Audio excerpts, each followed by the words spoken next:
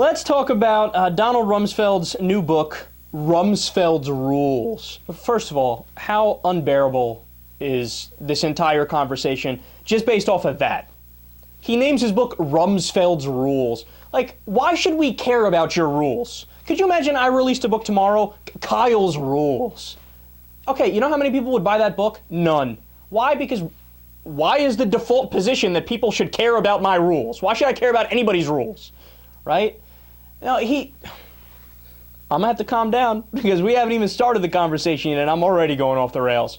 But look, it shows you how subjective and irrational Donald Rumsfeld is. Like, he thinks like the world is his movie and he's the star and like everybody cares what he's doing. Like, oh, what's Mr. Rumsfeld up to nowadays? No, nobody cares about you, Don. Nobody cares about you or your rules or anything about you. You're a sick chapter in American history where you made horrendous decisions. Okay, like I said, I'm gonna have to calm down. But you're so subjective. Nobody cares about your fucking rules. Anyway, so I've read a couple of reviews on the book. And there's one in the Daily Beast, which actually went as far as listing some of the rules that he writes in his book. And oh boy, it is an irony fest. I'm going to read you some right now.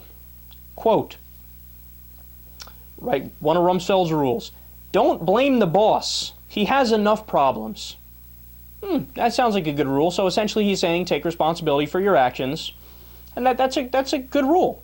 Now, has he ever done that? Nope. Look, did you know that Donald Rumsfeld was one of the main people who was pushing for the war in Iraq? He's one of the people who made all these ridiculous comments like the oil will pay for the war, we'll be greeted as liberators, and all the things that turned out to be factually incorrect.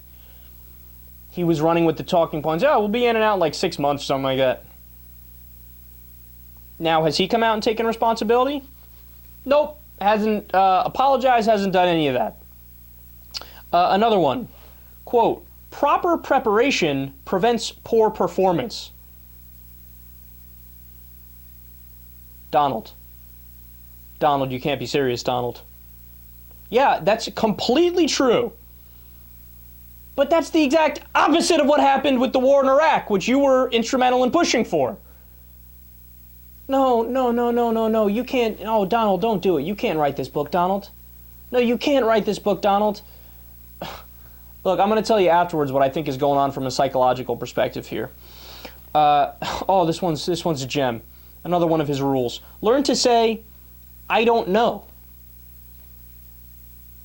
Remember, there was one press conference where they asked Donald Rumsfeld, like, yeah, you know, they haven't been able to find any weapons of mass destruction yet in Iraq. And he said, no, we know where they are. It's by, like, Tikrit in it's north or south or southern, western, or eastern area.